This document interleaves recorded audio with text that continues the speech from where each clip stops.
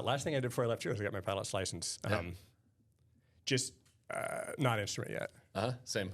I need to go. Yeah. I got mine. The 70th, or wait, let me think about this mathematically. The 80th anniversary of Pearl Harbor, December 7th, 2021. I got my pilot's license. Nice. And then suiting. Why didn't you go get the instrument? Yeah. I don't actually enjoy flying. Like the problem was that my motivation was largely for saying that I was a pilot. Like, and by the way, I'm gonna always be open and candid because I think that's what people expect of me at this point.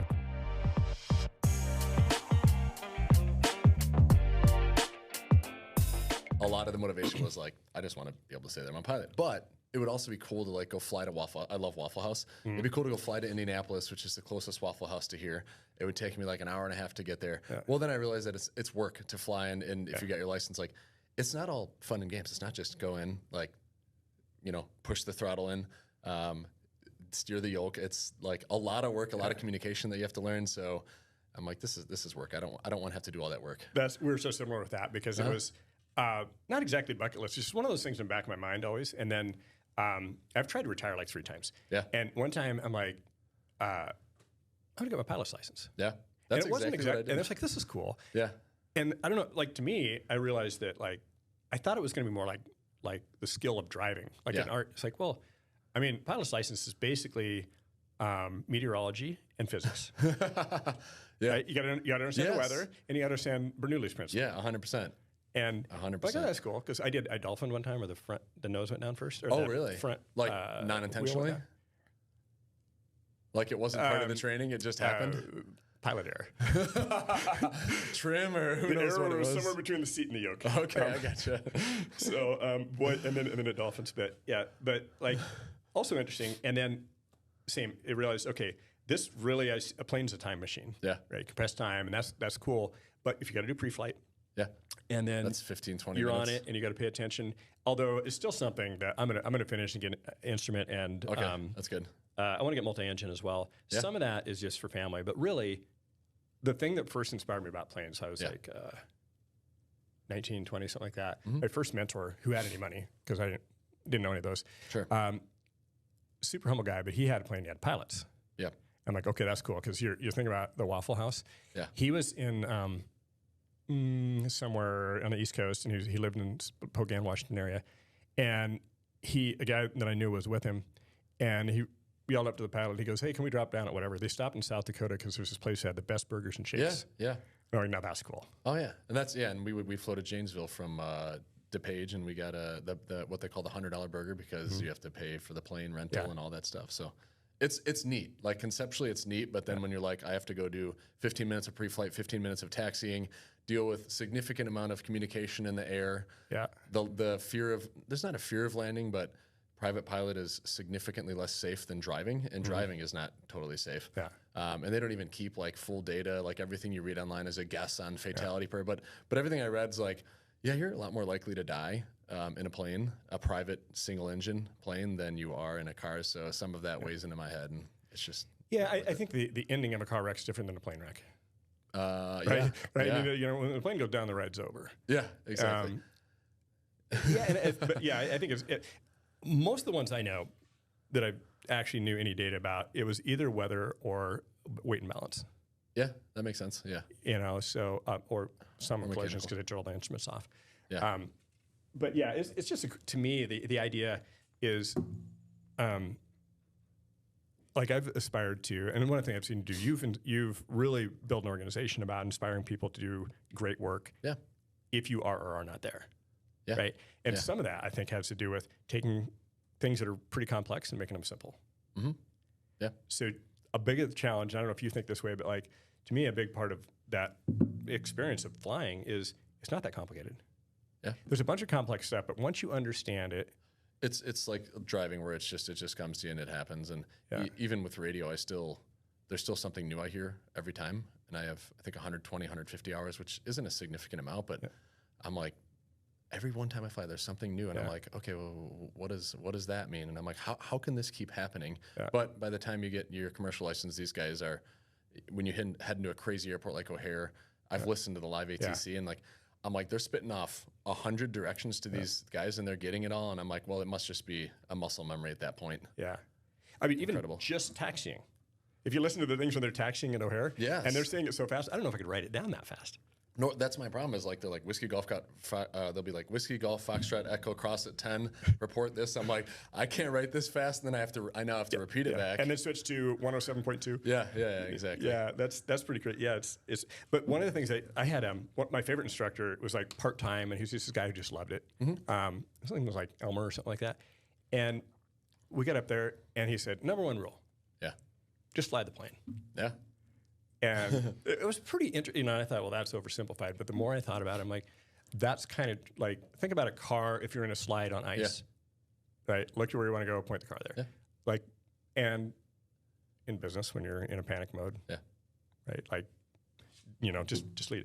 Full disclosure, how we know each other is we originally met in Illinois, a suburb of Chicago, Wheaton, Illinois, and I bought your old house. And he sold me his humble little house. It only had capacity for 7 cars. And so I had to just go into the little humble abode and deal with, the kind of camper sort of experience. And then as you went on to the next one. But that's where we first met. And for something about it, I think both of us are either crazy enough or ambitious enough that there's something about that great experience. Did I leave you the lifts? I forget, in the garage. You did. Oh, so that's why you had 7. Part of the deal was I want the lifts. I got you. Okay. Yeah. Nice. For some reason, you didn't have a place to put them temporarily, which really worked to my advantage. Yeah, it did. They were slow lifts anyway. There's very few people that when you buy a major purchase from, you end up liking them later. Sure. So the only thing I was ticked off about was there's a membrane that didn't work and I had a basement flooded. But was that by the part of the garage? Yeah. Yeah, we had repaired that multiple times. We finally brought out a place, and we thought it was fixed, but it sounds like it wasn't. It was fine. I was going to put it in a swimming pool, but I just didn't need to. It flooded. No, I'm just kidding. No, we sort of, it's like everything else. It's like you get somebody who's, for a living has figured this out. He came and figured it out quickly. Yeah. But that's where we met initially. Also, for listeners, interesting side note is the first experience of my family with you was my son, who was maybe sophomore, junior in high school. Summer job working for you. Yeah. And that came from friends of his that had already worked for you. Yeah.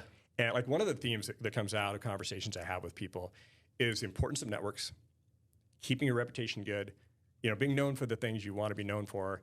And man, that comes back later on in life. Oh, absolutely. Yeah. And, just small things. But even then, him working for you, like schlepping tires in a warehouse or whatever he was doing, it was inspiring because he saw you as a leader, the company, what you're able to do. That wasn't just for the people who had really cool, products they were buying and with vehicles. It was also for the people who were able to make a living, lots of them. Yeah. Because you were, taking risks to do things. For sure. So, anyway, that's kind of context for the conversation. But one thing that's not maybe clear to a lot of people, right now, you've got a lot of followers. Yeah, sure. Awesome car collection. Thank you. How many tens of millions? Quite a bit. Yeah. Yeah, little over 20 million. Yeah, so that's reasonable. Goes up and down as the doors come in, but really cool. I mean, I think it's really great. And people, there's a little bit of childhood, that you talk about publicly. Yeah. But I think a lot of people probably don't know, like, that's a big gap. How you go from really not having, proactive advantages as a kid or whatever. Yeah. The story, maybe just a little bit of the story of like, how did you go from where you were as a kid to what was next? Yeah. Because it's a big jump. People don't just flip a switch. Sure. I think that, first of all, I do think that people have a significant disadvantage by not coming from higher income, right? There's less accessibility to people that can mentor them. You really have to work hard to get that. And then, finding mentors if you're some poor little kid, like, I don't know that people are willing to extend their time and grace to meet that person. Difficulty in going to good education unless you really bust your butt. So definitely a leg down, but I've always said that I had a lot of liberties when I was a kid, and so there was very little parental oversight, which I loved. Like we could go ride our bikes at age 8, like 5 miles down the road to downtown Wheaton, get in rated R movies. Somehow we would be able to get in rated R movies. You name it. So I don't know how that shaped me later in life, but I always say that I thoroughly enjoyed my childhood, and I think that it helped me get where I'm at now. You have to work hard and grind for everything that you get. And so I did have to, you mentioned earlier that I had to, bypass sports and stuff. Like that was true. Like, especially where we're at, people develop sports at very young. Like if you're not doing it in grade school, like, K through 5, you're already behind. So there's no way we could afford that. And we moved around a whole bunch of different schools anyway. Can I ask a question about that? Because the liberty you talked about growing up, and some would say lack of structure, some would say liberty, but you employ, and I've had a lot of people early career, and I'm sure you've seen pros and cons. There's definitely a tendency where you and I lived, where I live now in the Austin area, where there's a lot of like close proximity of parenting, like almost micromanagement parenting, kind of all the privileges. So there's pros and cons, but what did you see as the advantages, like that experience you had? What about that, helped you later in life? Yeah, like you can go and fail, right? Like there wasn't always that security to fall on. Like I can fail, so you learn early, and I think that typically lower income kids learn a lot early. Like it's hard to explain it, but you just see the truth about the world at a much younger age because you're exposed to a very different part of society. Like you're out, you're living, there's nobody there protecting you. Like you just get it. And I know that's general, but I also think that the liberties afforded to me allowed me to go explore and do things. And like I could, I don't know. Well, I think anybody could. I was gonna say I would just ride my bike to Jewel, buy stuff. Like my parents didn't know. I'd go buy snacks, desserts, and then try to find a way to like hustle those and sell them on the side. Maybe someone with income could absolutely do that, but the liberties afforded just allowed me to go out and do kind of what I wanted. Yeah, it's really interesting too, cause and effect of like you personally having the consequence of what you chose to do. Yeah, right. That's exactly. Yeah, and do you think that? Totally lost my train of thought. It's going to be awesome though. So a lot of times, one of the things, I spend some time talking to parents a lot. Yeah. And a lot of times they feel that part of a parent's role, which I think is accurate, is, providing a belief system and values and things to give their kids structure. And yet, surprisingly, some kids from that environment make really bad choices. Yeah. Some people so what do you think governed you for like from an ethics standpoint? That's a great question. What was that? I would say that I think you're kind of right. Like you have to, I don't want to say like being lower income is unethical. Like you have to do what you can to survive, right? Like someone with good income can go buy a movie. They can go buy, if they're going to go see a doubleheader, like they're going to pay for both of them. Well, if you don't even have enough for a ticket, then you're going to go buy a ticket and you might go sneak into a second movie. Like that, you have to do what you have to do. Like why should you be disadvantaged even though your parents or you are working just as hard as these other folk? So I'm not saying go steal from a grocery store. I think that's a different line to cross than, maybe it's not. To me, it's a slightly different line. But I think that even like, getting into the carnival, like I was 10 years old because 10 and under was free. Even when I was 13, I was 10 years old getting into the carnival. And that's just the way that it was because I wouldn't go to the carnival if that wasn't going to happen. The DuPage County Fairground, which I'm sure which I'm sure you're familiar with. You got to remind me what the initial question was. My mind goes on tangents. So what did you use to govern? Because there's always like, there's this area where you have to make a decision on your own of right and wrong. Yeah. So it's weird because mine was in reverse order. Like that was the mentality when I was younger. It was do what you do to survive and try to live as normal life as possible, but that requires some of that. So usually it's kind of the flip. I think that as people are younger and they're raised by good solid parents, like they start out moral and then they get corrupted by the corporate world. Where I was very much the opposite. And I wasn't like a bad kid. I didn't do great in school. I didn't like lie profusely, but as I got older, got wiser. I just realized that being open and honest, and especially with my kids, like they no matter what I say, like they have full trust in what I say because I've always been open and honest with them. Just being honest, especially to our consumers, our customers, like if you screwed up, just let them know. Yeah. It's going to hurt you in that conversation, but long term, I think it's better for the relationship and it's going to bring people back. So it was more just making a personal decision that is the world that I want to live in. It is weird to lie. It is weird to do anything outside of that realm. And so I hate to say that. I would say, if anything, my childhood put me at a disadvantage for that. Yeah. It's just, you mentioned like you try to project yourself as an it wasn't ethical, but like your character is very important. And like, I don't try to like my goal is not to project myself as a positive character. It's to achieve that just by being honest and upfront and always just giving people, you know, the right answer about just being truthful and ethical. I mean, that's interesting. I heard a guy speak. This is, I think it was right after like the Enron scam, some sort of ethical thing in the corporate world. Sure. And one of the top leadership authors, John Maxwell, speaks, writes a lot of stuff, and he was asked to do a series on business ethics. Sure. And his response was great. He said, "There's no such thing as business ethics. There's ethics." Oh, nice. And they apply to business. You said something I don't think I've heard articulated that way. Sure. And like my summary of that was, life's experiences actually helped you develop better and better habits. Yeah. I just found that I was more successful by being like honest and upfront. Like you create a different level of trust. Like we deal with hundreds of vendors every day. And like, you know, if I'm always the guy blowing smoke up their butts and doing stuff, like you just don't have as strong as a bond. They don't trust you. But like if I'm always honest up front and saying we're doing our best, but maybe we didn't perform as well as we were, like here's what we're going to do to fix that, and sticking to my guns, then that's a vendor that's going to trust me and we're going to be friends for life. Yeah, I think it's really interesting. There's one of my early mentors said something about people tell you that, you know, experience is the best teacher. Yeah. And he told me not true.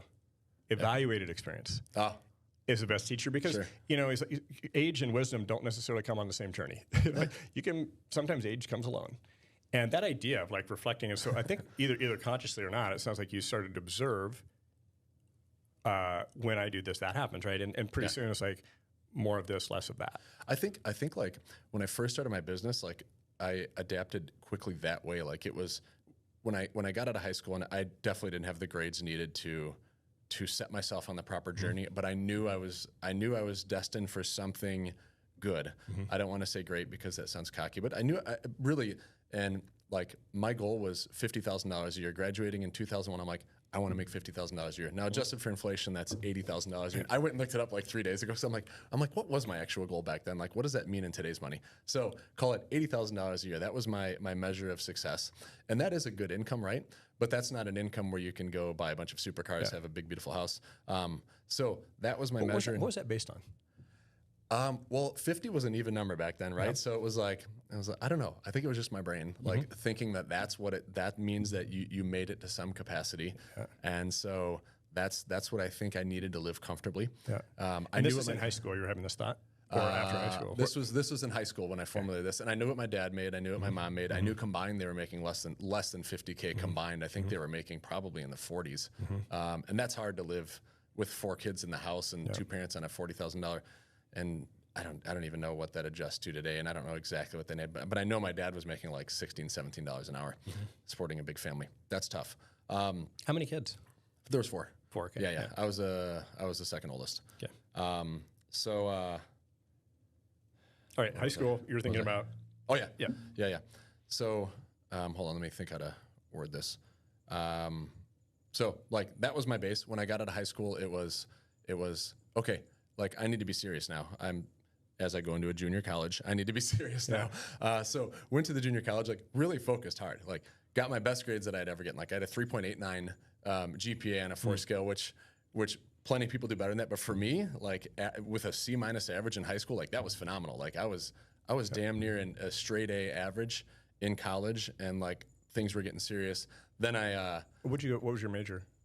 Business. Like I just did a general business administration degree, and I knew that could be applicable to other things, and so like at that point that's when I started taking life seriously. And then when I started the business, which was in my second year of college, that's when I realized that, or when I physically had the business going, it was pretty quick. Like right away, I realized I wanted to be like integrous, like.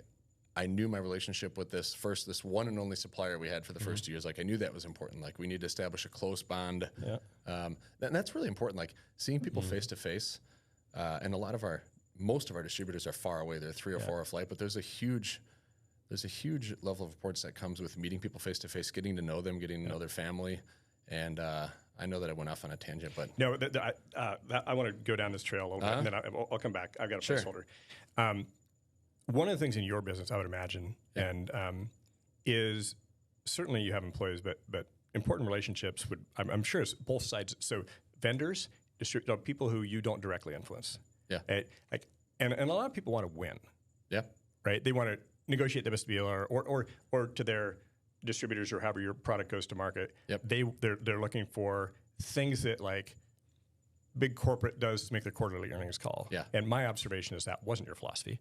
And that you bet on the relationships of people who some consider either vendors or customers as like somebody wins, somebody loses. Yeah. What's your philosophy on that? All the people in your ecosystem and how you want to work with them, because it's obviously working. Like the manner in which we approach them, you're saying, like corporate versus the familial relationship? Yeah, well, like how do you – actually, let's go back to the origin story, because that might be important to note. You're in college. You knew you wanted to have a business of some kind. How did you choose this one? What kind of – like in the either at home or dorm room, wherever you're living, like what happened there? Yeah, so always had entrepreneurial neck, sold snacks to my parents, sold fixed neighborhood bikes, did radio installation. I figured out how to install CD players and like just kind of self-taught with everything. And then like had a 1994 Z28 that I worked really hard. I'd already been working 5 years at age 18. So worked really hard, financed this, put 16-inch wheels on it, bought from local Firestone. Typical Steve fashion is immediately going and wanting bigger and better. So I wanted 18-inch wheels like months later.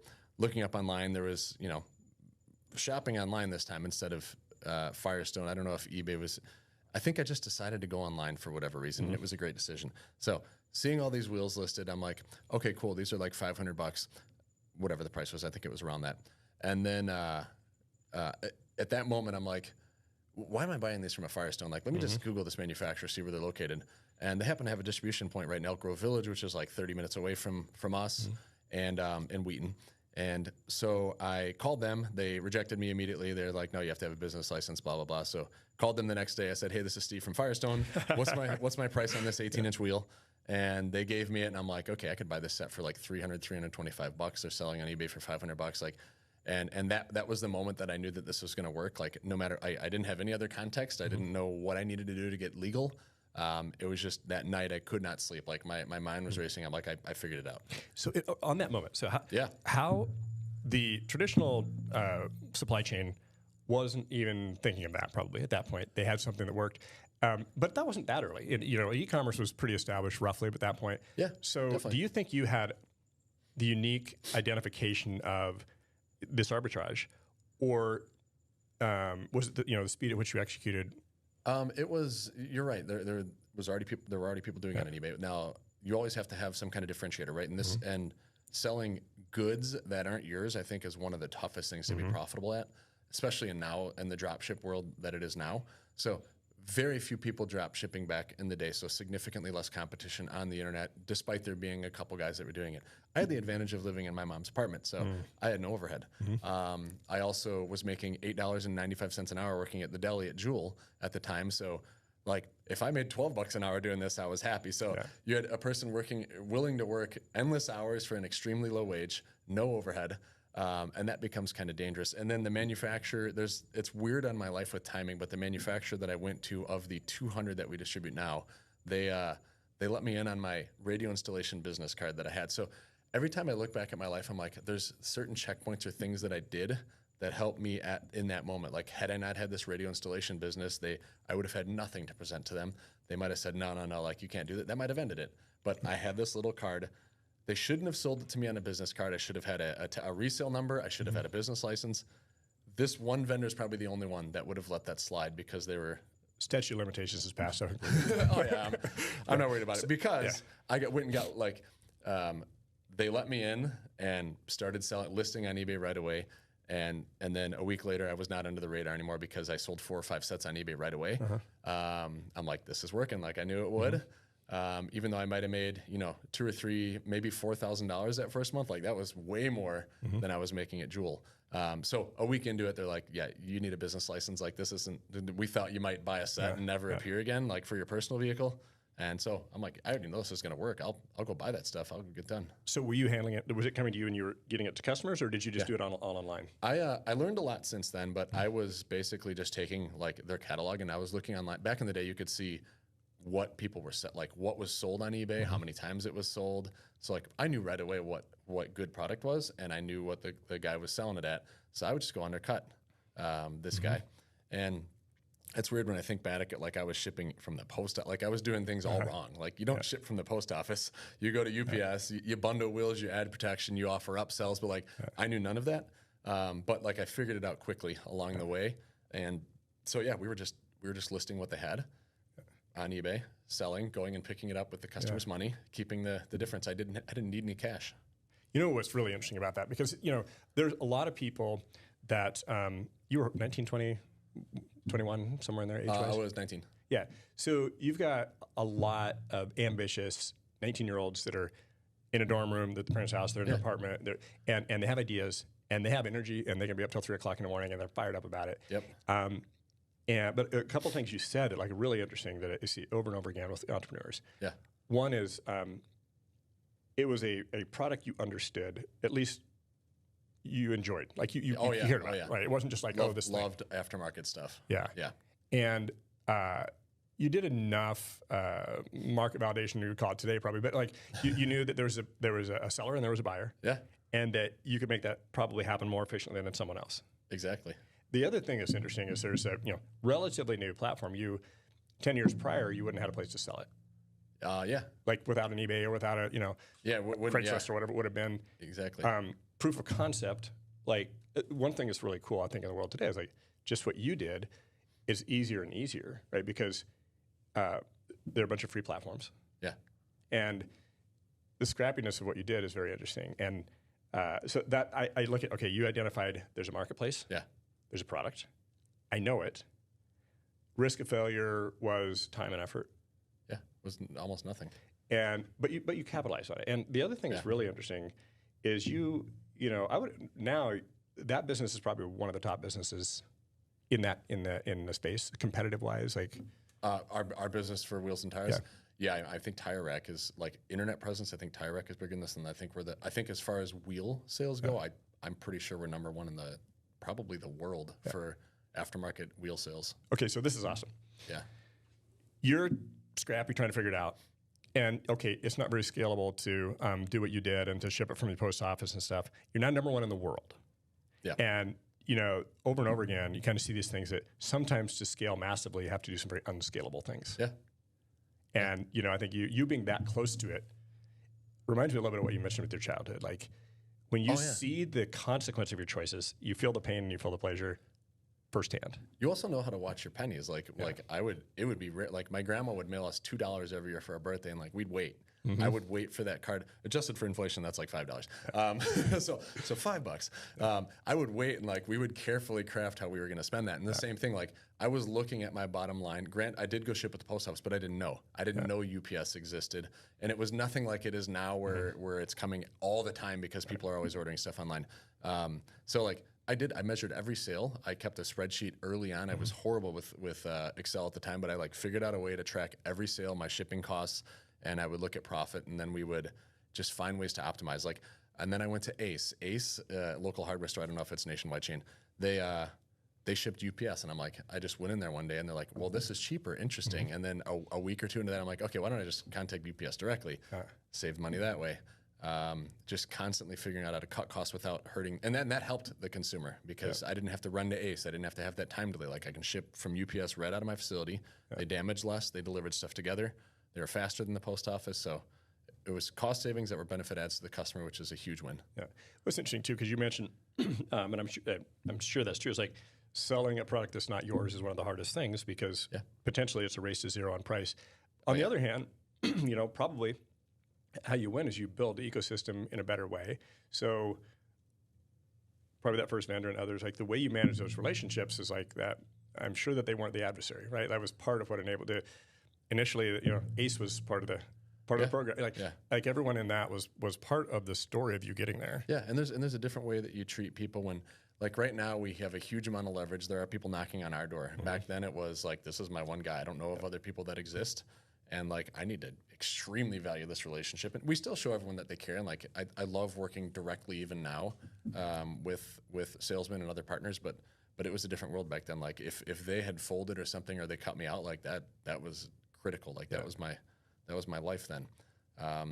But we're talking about this infant stage too, because like when the seed is not yet out of the ground, it's like very vulnerable, right? And that, so at that point you're going to college, you got a business coming together. Yeah. What was, the people you surrounded yourself with, were they all supportive? Were they all negative? Like, what did you experience as a kid like that? Like, for some people, peer influence or whoever influence matters. What did you have around you? So my brother Joel joined really early. He's been instrumental in the company. He's been since a month into the business. He's been with us, and he's brought a lot to the business and strengthened it with his ideas. And my wife, who I was already with 4 years or 3 years at that point, and we've been together 24 years now. And she's always been like, she understood right away, because instantly my time went from having some free time to no free time for the next 10 years. So like, she supported it, and like she got it. Like if Steve says that he has to run into the office and work from 5 to 10 p.m., like, okay, like I'm not happy about it, but like it's fine. I understand it. So now I know the whole story, because if you were with her before you started the business, then that makes a lot of sense, because when we moved into your house and we wanted to know any question, we'd ask her, because you didn't know anything. So, but I mean, like that's really important. So somebody that you knew, trusted, loved through the process. Not everyone has, so that's cool. Yes. Maybe we'll talk about this later. Parents was different though. I wanted to get into that. Like, and this is probably why I need therapy. But like, I think back at it and I'm like, I never feel like they were proud. It was like, it always felt like. And I think this is why my mindset, it was, okay, cool. Like how can this benefit us is how, so it was never good enough. And I think that's why even today, like I never just sit and enjoy my accomplishments. It's like, great, I've done this. What can I do that's bigger and better? How can I, and this is why the company continues to grow. I'm never going to sit back and just be comfortable. I'm always going to look for other opportunities to continue growing this. And I never really feel, I never sit back and I'm like, you know what, I'm just successful. Like I'm going to just ride the coattails of what I've done. And I still feel the same that I did in year one. It's just keep going, keep grinding. That's, what's your motivation now? Retiring. I just, contra to everything I just said. It has now gotten to a point where like legitimately like, and I still feel the way that I did. Like I'm going to keep going until I go, but like I would love to go to a PE firm and get us to the valuation that I need to get us to, and sell and still retain some ownership, still be active for whatever the employment agreement is for it. But I don't want to be responsible for the success or demise of the company. So I just want to have that stress and burden of running the entire company. And we have plenty of other people that run the company. So it's not just me running the company. And just retire. That's one thing that's really impressive to me is, from my observation from the outside in, is that you're in a business that could be very likely dependent upon you or on you and Joel, right? Yeah. And my understanding, again, from having like a son who was like in the cogs of the warehouse, customers and others reputationally, that it's a system. Yeah. Right. Oh, yeah. And I think that's, obviously when you're raising capital, when you're looking to exit or whatever, it's such a big thing I spend a lot of time evaluating companies. Sure. I get way too many pitches because I'm nice to say yes, and I'm mean to say no. But the pitches are really interesting because when people talk about I, me, I'm like, okay, so I'm investing on this person. That's the evaluation. Sure. If it's the business, then it's like that person's good because they would have put the culture in place. Yeah. But really, if they're not the crucial person, this is way more valuable business. Yeah. And that's my perception of the business is that. And we kind of did that. So we thought in mid-20. We're like, okay, this company's getting pretty big at this point, and we should probably step away and go hire a big C-suite. Yeah. And so we hired some guys that were very capable that worked in very big corporate, far bigger than what we were, and they did a good job. Don't get me wrong, but we came back in because what we as owners have is vision for the future. Like, and like I worked in every sector. Like even that year. That May of 2020, I had to go in the warehouse for a month, working from 5 a.m. to midnight because COVID wrecked our warehouse. We got stimulus checks that tripled our business in a month. And like you can't scale for 3x. How many orders were exactly $1,400? How many orders? Or wasn't it 1,400? There was some number. It's like $2,000 is the average ticket price. And but I mean during COVID, typical backlog was a day or two, which was like 300 orders a day. So we'd be 300 to 600 order backlog. We got like 5,000 orders behind. It was scary. Wow. Like and there were like trailers sitting out in the parking lot unloaded of product that were for customer orders that needed to be mounted, balanced, assembled. And I'm sitting in Florida actually the whole month of April, and the manager at the time's like, everything's under control. Like we're behind, but it's all measured. And then I get back from Florida and I walk in my warehouse. I'm like, oh my fucking gosh! Like it looked like an earthquake, shook everything off. You couldn't walk. There were orders lost everywhere. I'm like, I don't have anybody right now that can fix. There's nobody in this organization that can fix this. So the next morning I'm there at 5 a.m. and like this is what separates I think a lot of successful people from people that can't sustain a business. And like I'm there doing $13, $14 an hour labor for a solid month, getting this place organized and back on track. And that's exactly what happened. Like, so I worked in every facet of the company. I did customer service for the first 8 years. I listed auctions at some point. Like, and so having me back in the mix, like I know how everything operates and works together. I know how one thing affects the other. And so I think that there's a lot of value with me and some other owners that we have now, just coming in and sharing that perspective and getting this company growing. That's really interesting because like very different industry. I've spent most of my career in tech, and a lot of sort of Silicon Valley companies. But the same, a lot of times when a company starts to get wobbly, the founder comes back in. Like two things happen. You look at Steve Jobs, you look at Jack with Twitter, now X. But this story is on and on. Often too, it's like the external professionals they hired. And then when they come back in, they're like, oh. Actually, it's a different profile. I thought the job was this. The job's actually that. And a lot of times it's that. It's the. I just started to read Walter Isaacson's biography of Elon Musk. Sure. And there's one part in there, and it's it just came out. Like didn't it just come out? I pre-ordered it and stuff. And but people, whether you like him or not like him, one of the things it was a sense of urgency. When he bought Twitter at the time. Sure. And like there was something about moving a data center. And again, I maybe a good idea, maybe a bad idea. Yeah. But the idea of like getting down under the floor, unhugging cables, whether it's right or wrong, like the modeling the behavior of a sense of urgency is really interesting. And we as entrepreneurs get criticized about it a lot. You're moving too fast.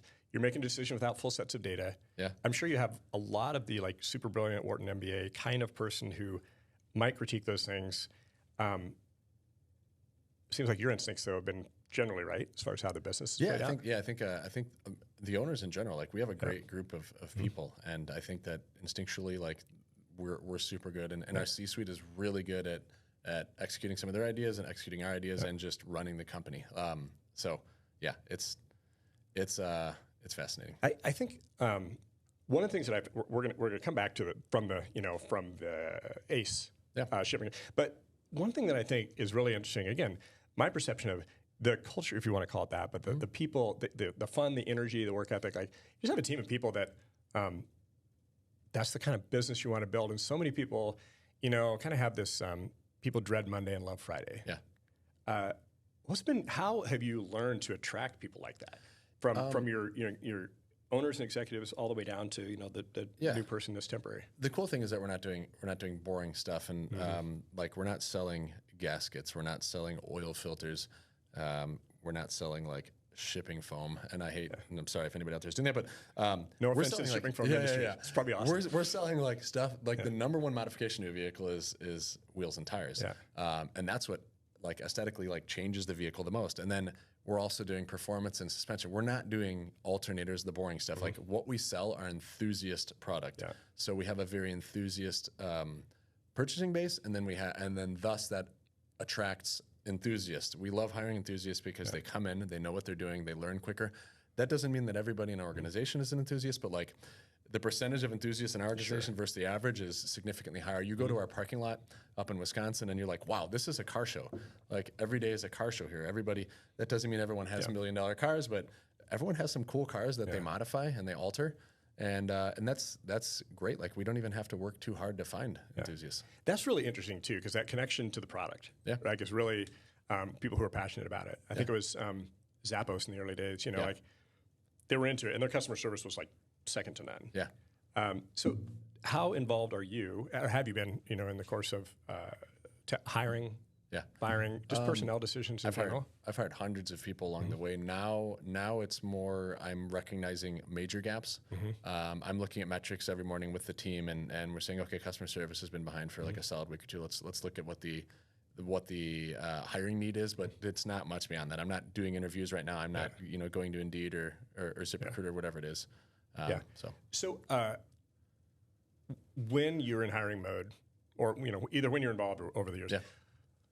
Other than like the capability to do the skill that's required, what do you filter for? What do you look for in people? When I hired, it was the biggest thing was, well, there's three huge things, I think. One was length of tenure at a job, right? Like if someone had 6 jobs in 5 years, I wouldn't even look at that person, even if they were maybe a rock star at all 6 of their jobs. That doesn't typically speak well to someone. And now keep in mind, like this is through the filter of I've got 100 applications to go through. And I'm even what do they call it? I would say my measures for, we have an overseas team as well. And like, I'm even more harsh with them. It's like if they forgot to reference the job posting, like I say, reference job A, like if they didn't even do that, I just archive it. So job history. And then I look for experience as it relates to the particular position. If someone's hiring for customer service and they've been an auto mechanic for 4 years, okay, yeah, you have an automotive background, but maybe I need to dig deeper, look at this guy's education. Education it really doesn't matter unless, I hate to say it, but like I think there's a social kind of construct set up around you need to have an education. And I think I fell into that back then. I think I would look at it differently now. But if someone's going to apply for, a 6-figure position, like they probably, and I think it still is largely this way in the corporate world, like they needed to have the tenacity to get through that 4-year degree. And I didn't really care as much where they went. It was just like, did you achieve that? Okay, great. Like that's like, I'm going to look at that and that means something. And I still think from mentors and other people that I've talked to, I still think that's highly relevant that you have that.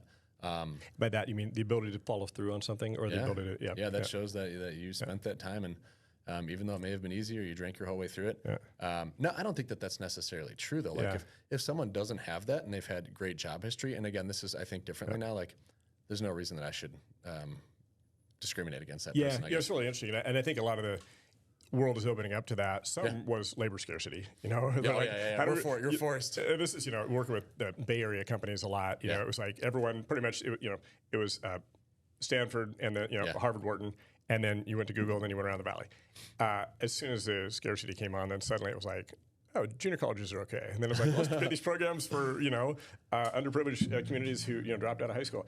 And by the way, like it's really, you talked a little bit about your journey on like, as time went on, you realized the value more and more of doing the right thing, treating people right, integrity. And I observed that the ability to, when someone says, can you do this? They're not asking, have you done it? And that was my creativity hack when I was younger, because like I hadn't done any of it. At one time, I had not ever been to Europe. I was on an airplane the first time when I was 18. But I sold my house, my cars. I kept my wife and kids. We moved to we moved to England. I'd never been to Europe. And I was responsible for what ended up being eventually like EMEA. I only speak one language moderately well, but I think that idea of like, can you do it? Not have you done it? Is interesting. Do you consider, so use an example, college is an example of commit to something and follow through. Do you look at like music and arts and sports and things that are non-academic in a similar way, or? Like, if they put that on their resume, let's say they're like an Eagle Scout, or I'm just thinking of examples of something where they, I don't, like, not really. It would be like, were they a yellow belt or like it was more applicable to the job? No, I did not look at that stuff. Now, keep in mind, I never went to school for HR or anything, and I haven't hired in like 8 years. So no. How much do you? How much of it was what's on paper? There's definitely a filter there. But then once you're face to face with them, how much of it is intangible, or kind of your impression of them? I think that's a big part of it. The way that they speak and carry themselves, and like there's people that I've talked to that were brief and concise, and like that can be good in some cases, but like a lot of times I knew very early on. We're talking the first minute of a initial phone screening that this person wasn't right. Like they just lacked motivation in their voice. So a lot, like there's a lot of that, but I've also found that a lot of people that talk and hype themselves up, like that's all they are is hype. So it's interesting. I made a career essentially of leading sales organizations. Yeah. And that's one of the challenges with what I call outbound professionals, sales, recruiting, marketing, is if somebody's great at interviewing, it's probably likely they've done a lot. Yeah, like sure. Some of the best people are like, they don't know how to interview because they've never done it. Yeah. I had a guy one time who hadn't put a resume together for 10 years. And I'm like, that's actually great news. But like you said too, that the intangible, part about the energy, the conduct, the way in which they show respect, but not, what do you want to call it? They're not a yes person or whatever. And there are people that I've seen out in the wild where, like, I had a guy at Oberweis, a local ice cream store that you know about, but like, fantastic. I had a server, and like a few times where I'm like, this guy's really, really intelligent. He's treating me well. Like he's entering the order, and like even with drive-throughs, I'm like, they put the strongest person, and I have this experience from working at McDonald's. Like they put the strongest person at the order taking position in a drive-through. That's the highest volume. And that requires a great level of accuracy. Sure. And so like that's your strong employee right there. So like having good experience with some of these people where I've been like, hey, like, what are you making right now? Like, why don't you come and talk to one of us? And we've hired a lot of those people, and like we found extremely good success with those people. Now I'll still recommend people, and I'll usually use that kind of same filter. If I find like high level people that I know or that I've met through other people, I'll send them through, and like those are good employees. I've learned a lot now on how to just kind of filter out the bad and bring in the good, and that all comes with doing hundreds of interviews at that point, right? Yeah. But my favorite question, and it's cliche a little bit, but like it's catching them up, and it always seemed to catch them off guard. It was like, what would your boss tell you that you need to improve the most on? Some people were smart and they knew, like, I work too hard. Like I'm like, all right, that's cliche in itself, but. That's where so many people where I'm like, okay, this guy seems like a pretty decent candidate. That's where so many people lost the job through the interview, that they didn't realize they lost their job right there. And it was a lot of them were like, well, I am a little bit on the slower side of the performance, or I'm like, all right, well, I'm not going to bring you in if you're the lower end of the metric hitting, then it's not going to happen. Or like I tend to chat too much. Or my least favorite one was like, the management and I don't seem to get along. I'm like, you can't have an employee in that is toxic or that doesn't jive well with management. So many jobs lost at that question, and a critical question to ask. Isn't it interesting how the way people speak about their previous relationships? How long are we going to? Oh yeah. Are we blocked now? What's your time? You do. I can bump this. How long were you guys? Well, let's. I want to respect your time here too. So let's. You guys been talking for about 53 minutes. So. Okay. Well, we can bring it in for a landing, maybe 5-10 minutes. Oh, okay. You think we can end it that quick? I don't know. You do what you need to do, and I can compress. How about 11:45? Okay, perfect. And then I'll be a little late to lunch. Sounds great. Yeah. The Gettysburg Address was delivered in 3 minutes. What's that? The Gettysburg Address was delivered in 3 minutes, and it's memorable 150 years later. There's a lot I can do in 3 minutes. The guy before Lincoln spoke for 2 hours, and we don't even know who it was. Nice. All right, so I want to come back to something that's like a really interesting moment too, because we talked about the inception phase, we talked about the proof of concept phase with your business, and I just went right back here because I jump around. Put the two of us together, we'll probably never be able to create a straight line. And then so you now have sort of early phase, and what are some of just the key highlights along the way that either tipping points or acceleration points? Lots of tipping points along the way where if I didn't just do that one thing, like the business ceased to exist. Recognizing that eBay and marketplaces weren't a good thing to just solely rely on. So launched a website in 2008. 5 years. It took us 5 years, unfortunately, to realize it, but. Launching that website and diversifying and getting direct to the consumer without having to deal, because now 0.1% of our stuff gets sold on eBay. So it's where it was 100% up till that point. eBay changed their fee structure. It's just it's very different than it was back in the day. Assembling wheels and tires right around the same time, like differentiating ourselves. We had already, it had been a little stale. All we were doing was adding more and more wheels. We were like the first people in the world to mount and balance. I don't think people understood that they were getting a fully assembled package at their door. Navigating through the shipping. That's 65% of all of our orders are mounted, balanced, and assembled now. upsells, like figuring out that as we grow and scale, fixed costs increase. I'm not working out of my mom's apartment anymore. Like we need to find ways to add revenue on top of that. So, ceramic coating, adding tire pressure sensors, lug nuts, those are a critical part of the machine. Merging and acquiring a company called Elites. It was another eBay company. Granted, this was 9 years into it, but we had kind of everything but great programming capabilities. And so he brought Ryan over to Elites, who's one of the owners now, brought in an amazing ability to like get us a database, get us tied to live active inventory, dynamically create listings on eBay. It took us 9 years to list 30,000 auctions by hand on eBay. He had us at 500,000 within 6 months. So that's awesome. Like he's dynamically creating wheel and tire packages, and it's all tied to inventory. I wasn't tied to inventory before. We would sell it and then find out it was back ordered, and then he's just pulling as stuff go out of stock. Launching customs offsets and Fitment Industries in 14 and 17. Those were very enthusiast-driven brands. Mr. Wheeldale was like, I don't want to call it the Walmart. It was just kind of the catch-all. There was no real brand identity. It was just like, come here to buy wheels.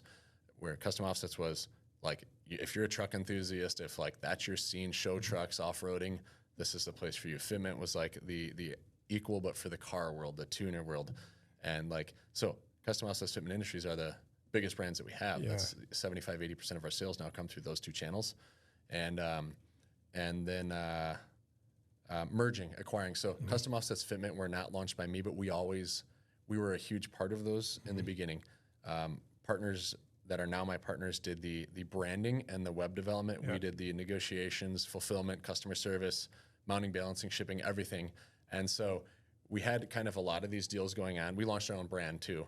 And those are a big part of our profit now that help us keep sustainable profits. And so in 2019, we kind of merged all that together because there were a lot of people doing things. And so now there's 6 owners. And that was a critical stage. That was when we started seeing, we were averaging 35% growth, and that's when we started seeing 50+% growth. And it's weird because I owned 100% of SD Wheel prior to that. And then I came into my percentage now, which is much less, but I was worth more the next day by a lot because a PE firm doesn't want to look at some funky relationship between like 5, 6 different companies with different owners that are like symbiotic, and so all of them under one umbrella, far more attractive. And so I love that mindset too, because it's, taking a smaller piece of a bigger pie. Right. Or make more pies. You mentioned something too around like something I think is just worth identifying, because like a lot of listeners are in different industries, and especially the niche side, like you're almost building, you're selling an experience, right? If I'm somebody who's like an off-road, that's a community, it's a cult, right? And most of them catering to that is something that when you have a loyalist to a concept, like that's pretty awesome. And so now, you fast forward to that, you're like one of the top businesses in your industry in the world, and you maybe predicted that when you're 19 years old, but on a personal side, regardless of the business itself, what were the real, with the business itself, what were the things that either you had to overcome or that were helpful? So you're in the stage where you didn't have a lot economically. You just started grinding it. You have a relationship that's continuous throughout all of this with your wife. You're starting to build a family. Like I can feel that, like knowing you personally, that probably had a lot of stability. But I'm sure that there were either, what are those moments, if you put dots on the line, that were important personally? That were important personally? Let me think through this, because I gave you more the business benchmarks where had we not pivoted, we would either be nothing or a teeny tiny business. I mean, like the consistent was my wife understanding and respecting, like that COVID, that May of 2020 was the most pivotal moment I think for our business, and like we were near collapse at that point. But like, I mean, my wife's support, I think, is pivotal. There are moments where I wanted to throw my laptop out the window because I was just working so much, and like just her understanding like that's the way that it is. It's like it's hard to say that because it was always consistent. Like we haven't had, like there was a moment where that first vendor we were with like shut us down, and that was our only vendor at that point, and I'm like, oh my God, like they changed our pricing, and then because internet was scary back then, it was still scary even though it was out for a while, And so I had found a way to call their CEO. I'm like, I can't get this done through the, and it's funny because on the call, I made the mistake of saying like, I wasn't trying to be negative, but I'm like, you guys are like, for whatever reason, I don't know what the context was, but I called them the Walmart of wheels, and I meant it in a positive way. And she's like, are you calling us the Walmart of, I'm like, oh my God, this is not going well. But like by the end of the call, I got her to realize that like, this is the way, like this is the future. Like we're not bad guys, we're good guys. We pay you guys on time. Like we want to continue to grow with you guys. And so in that moment, like that was we could cease to exist, or we could get back to our pricing and allow them to continue drop shipping for us. And it's interesting that tenacity of like, some people wilt in that situation, and some people lean in and have courage. Yeah. I wonder, before we wrap up too, how did you handle success? Like a lot of times when you don't have something and then you have it, some people thrive and some of it's challenging. How did you handle that? Always lived pretty conservatively, to be honest. I lived in the same house for 10 years. I bought it in 2006 in Wheaton too. And so like I always lived relatively conservatively. That doesn't mean that I was frugal, but like I love to eat. So I'd still go out and dine constantly. I had a BMW M5, so like I could have went and got a cooler, nicer car. And things did fall off a cliff in 2018 when I just started living less conservatively. But like, not like it was more about like using my income to help. Like I don't even want to say help. It was like enrich others, and that's part of our mission statement with the Hamilton Collection. But it was like I want to give people experiences that I was never able to have. I want to take people out to dinner. I want to take people to Florida. I want to show my friends a good time and do this. And so most of it was through that. And then in 2018, one of the other owners had a Aventador, and he's like, just do it, man. Just buy it. And so that's what started the whole stupid collection that it is now. And like that was like what I was doing on crack, because people getting in an Aventador, that's like, I didn't realize how life-changing. It's a metaphor, not a literal crack. I didn't realize how impactful that was to people just getting in to sit and drive cars. So seeing that and how like there are people traveling now from New York to go just check out the collection, and I'm like, I wouldn't do that, but nobody with hypercars, particularly $1 million cars, is letting people sit in their cars and letting people drive them. And I've crazily let a 16-year-old drive my Bugatti, and I thought I was gonna die, but this is like, these are stories like, and I'm hearing about this through like, I'll meet a friend of a friend. He's like, oh yeah, I heard about you through like my cousin who you let drive. I'm like, that's just so weird, and it really impacts and it spreads. And so like, it's I mean, I know you said, how does it change?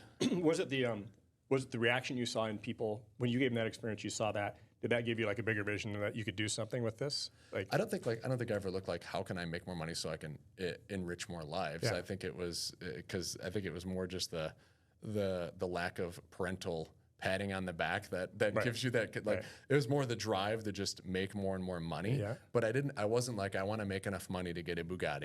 It was just, I want to make as much money as I can, period.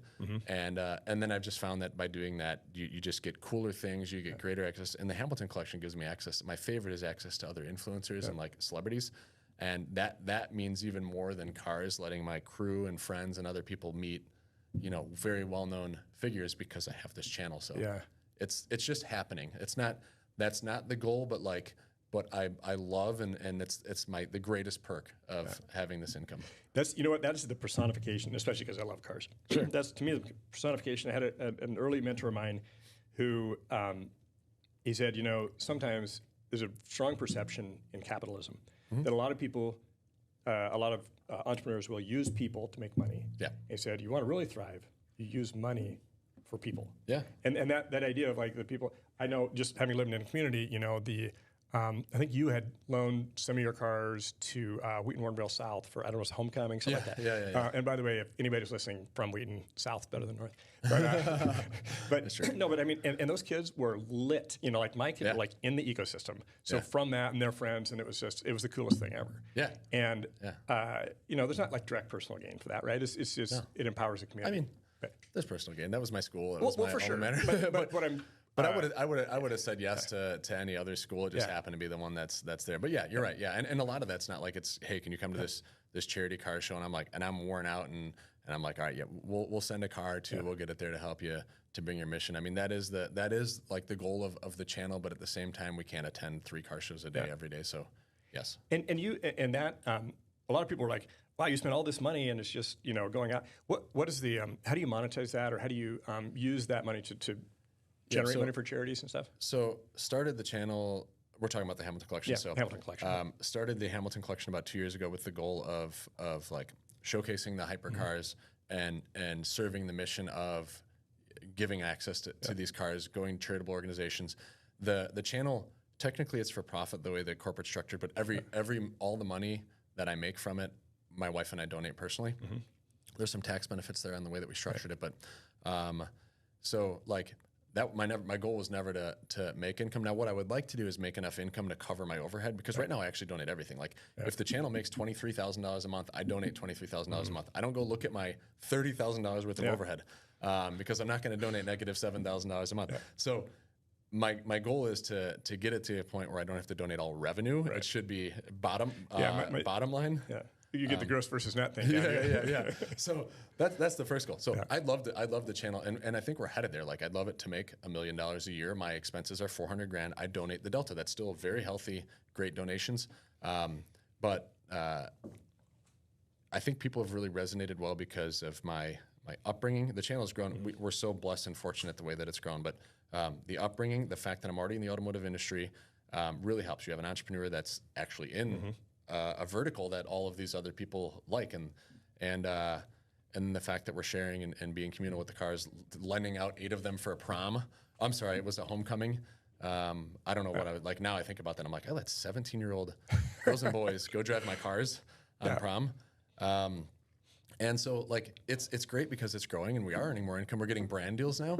I'm advertising and like I refused to do that for the first 2 years because I think it would hurt the metrics in the videos, and I think it will hurt us a little bit now. But the pay is so good since we've grown the channel enough where I can go make some pretty good money by doing a 30-second ad. I'll scrutinize which ads. I'm not going to go advertise for something I don't believe in, but. Probably not any risk mitigation companies based on your willingness to do crazy stuff. But yeah, for real. No insurance company. Although I have, insurance companies. Yeah, you plugged somebody because they did you right on a show I was watching recently. So that's awesome, man. I mean, he said I changed this. He's like, you changed my business like by doing that. He's like, I have had 400 or 500 quotes from that, and those are lifetime customers. Yeah. But you know what's cool about that though is my perception is. You told the story, and we'll let people know where to go find you, and they can go find the story on their own. But you told the story, I think, authentically because you appreciated they went out of their way to serve you, right? To be insurance companies, a lot of times have the reputation of selling people things they don't ever want them to use, and so he did you right. Absolutely, you acknowledge that compounding effect, and I think that's one thing. Maybe I'll come for a close with that. I feel like, first of all, thanks for taking the time to be here. There's this life philosophy I've started to boil down from people that I've spent, like how people succeed. And there's like 3 things that I think there's a misperception from some people that success is bad and money is bad and entrepreneurs are bad and capitalism is bad. And I think anybody can do math can figure that's not true. That compassionate capitalism is an amazing way to empower people through economic opportunity. But one of the things that there's 3 traits that I think your story, like if you're writing a 3-chapter book, would probably fit well. First chapter is learn. Second one is earn. And the last one is return. And where the things that you do, it's like kind of the epitome of awesome for somebody who's into cars. Sure. That kind of cars. And being able to run that back into the community, theoretically, that you can inspire, if the seed is planted with Steve Hamilton, that is then nurtured and responsibly grown and not going off the rails crazy, but being able to, maybe to some degree, but being able to sow that into other people, that could be hundreds, thousands, whatever. It's how many seeds are in an apple, but the real question is how many apples are in a seed. Yeah. And I love what you're doing. I like, the way you have your personality seems like you're you. Yeah. And but you're aware that your words and audience, you have unintended consequences because you have this big megaphone. Yeah. And so I think you're conscious of that. And this has been the PG version of me, I think, a little bit. For sure. I usually sneak in 4, that's what this is a family channel. Yeah. So, this is, I bought the guy's house, so all the insider stuff. No, but I want to acknowledge that there's certain behavior. One of my goals is to catch people doing things right. Sure. And the way that you just described how you built your business and building your life, we're all imperfect, but I love it, and I appreciate what you're doing and what that does to the community. If we can have anybody that has a dream and a work ethic and the right kind of attitude, if we can empower them in some way. And I think you're one of the people that does that. And Thank you. I great to know appreciate you. Thanks for taking the time. Yeah, thanks for having me. As we wrap up here, where can they find you? Either Hamilton Collection or SD Wheel? Yeah, you can just literally go on, the hamiltoncollection.com links all of our social media channels. And then if you're looking for wheels or tires, Fitment Industries, CustomHouselist.com are the big boys that are great, awesome, easy to use. And my insurance guy is Andrew at Greenbrook Insurance in Wheaton. He's a broker, so he has access to hundreds of different insurance, and he is the one that saved my life. And many of my friends have gone to him and saved a bunch of money. So that's awesome. Yes. And we'll have all those in the links here. So awesome. Thanks for taking time, man. Yeah, thank you. I appreciate you. Yeah.